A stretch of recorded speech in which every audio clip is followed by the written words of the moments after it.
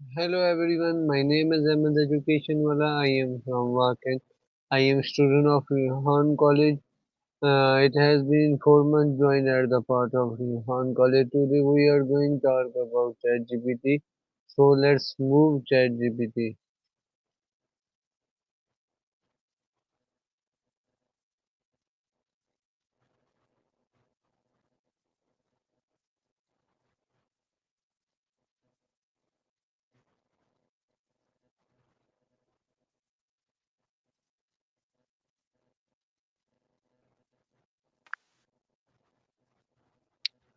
Hello, how are you?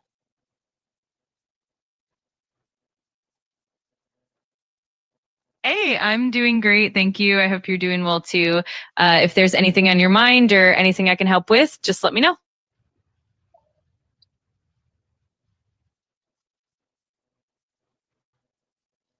Okay, ChatGPT.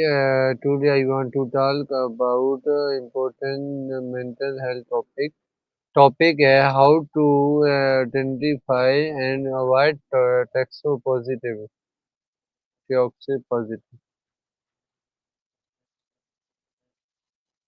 That's a really important and timely topic. We can definitely explore what toxic positivity is, how to recognize it in ourselves and others, and strategies to foster a more authentic and supportive emotional environment. Just let me know what specific aspects you'd like to dive into, and we can go from there. Okay, my first question: positivity is good, but too much positivity can be harmful. Absolutely, that's very true. Well, positivity can be beneficial and uplifting. When it's taken to an extreme, it can actually invalidate genuine emotions and lead to a lack of emotional authenticity. It can sometimes discourage people from expressing their true feelings and can even prevent them from seeking help when they need it. It's all about finding that balance between positivity and acknowledging the full range of human emotions.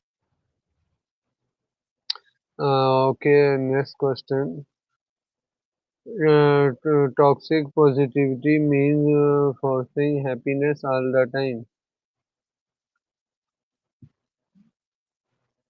Exactly. Toxic positivity involves pushing a constant forced sense of happiness and optimism, even when someone is experiencing genuine pain, sadness, or other difficult emotions. It can lead to feelings of guilt or shame for having natural human emotions, and it can prevent people from processing their feelings in a healthy way. Ultimately, it's important to allow space for all emotions and create an environment where people feel heard and supported. Okay, next question. It ignores real feelings like sadness or stress. Absolutely. That's a key aspect of toxic positivity. By disregarding or minimizing emotions like sadness, stress, or anger, it can prevent people from fully processing and addressing those feelings. This can lead to emotional suppression and even increased stress over time. It's so important to create a space where all emotions are validated and where people can openly share what they're truly feeling. Okay, next question. People often say just be positive or do not worry. Yes, definitely. Sometimes people might lean into positivity as a coping mechanism, or they might feel pressure to always appear upbeat even when they're struggling. This can sometimes cause them to suppress their true feelings and avoid addressing underlying issues. Over time, this can lead to more emotional strain. It's important to find a balance where we can acknowledge our authentic emotions while still fostering a hopeful and supportive mindset. Okay, next question. These words may sound nice but can hurt inside. Absolutely. That's so true.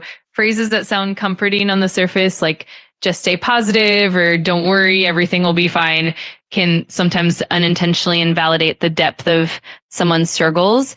This can lead to feelings of isolation or guilt for experiencing negative emotions, it's important to create a space where people feel safe to express the full range of their feelings without judgment. Okay, next question.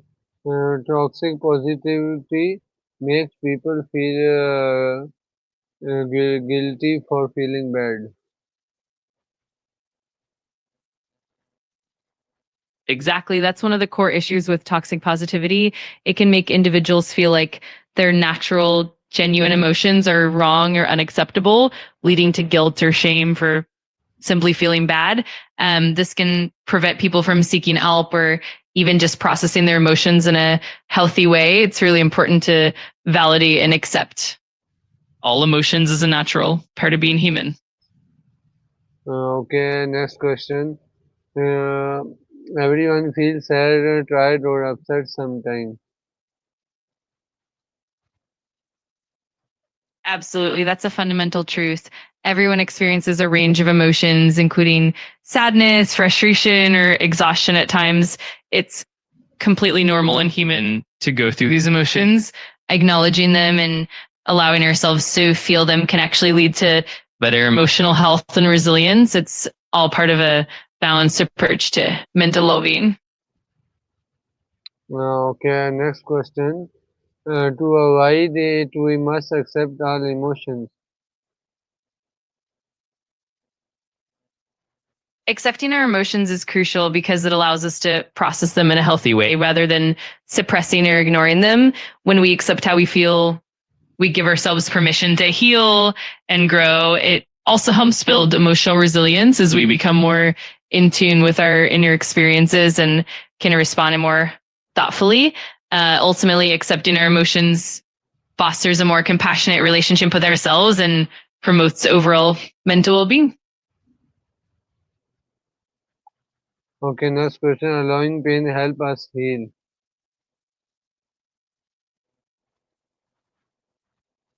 Absolutely. Allowing ourselves to feel pain is a vital part of the healing process. When we acknowledge and experience our pain, we can better understand its root causes and work through it in a healthy way.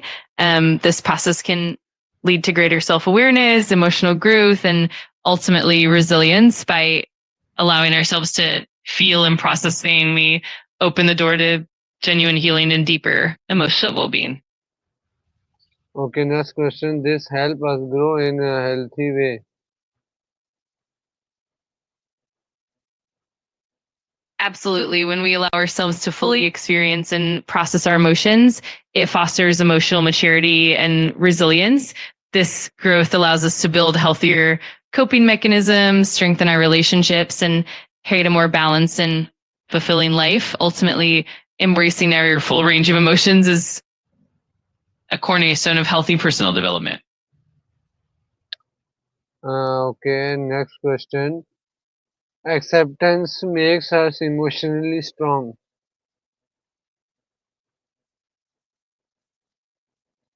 Absolutely. Acceptance is key to building emotional strength. When we accept our feelings without judgment, we create a foundation for resilience and self compassion. This acceptance allows us to navigate challenges more effectively, learn from our experiences, and ultimately grow stronger and more grounded. It helps us to respond to life's ups and downs with greater emotional balance and well being. Okay, last question. One sign of toxic positivity is when feelings are ignored. Exactly. That's a very telling sign. When someone's genuine emotions are overlooked or dismissed in favor of always staying positive, it can lead to feelings of isolation and invalidation. It's important to recognize and validate the full spectrum of emotions so that people feel heard, understood, and supported. This approach ultimately fosters healthier and more authentic connections. थोड़ा सा long answer. Of course. When we talk about toxic positivity, one of the key indicators is the tendency to dismiss or ignore genuine emotions, especially those that are difficult or painful. This can manifest when someone is told to simply look on the bright side or just stay positive, even when they're dealing with grief, anxiety, or other complex feelings. Over time, this can lead to individuals feeling misunderstood, isolated, and even guilty for having natural human emotions. It's important to recognize that all emotions have value and that acknowledging and processing them is essential for true emotional well-being.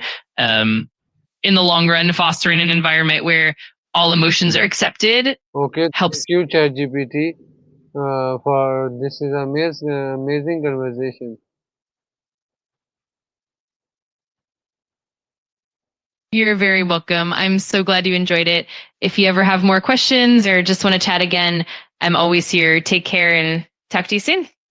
चलते हैं चलें guys, हम मिलते हैं हम आपको अगली video में, तब तक के लिए खुदा हाफिज।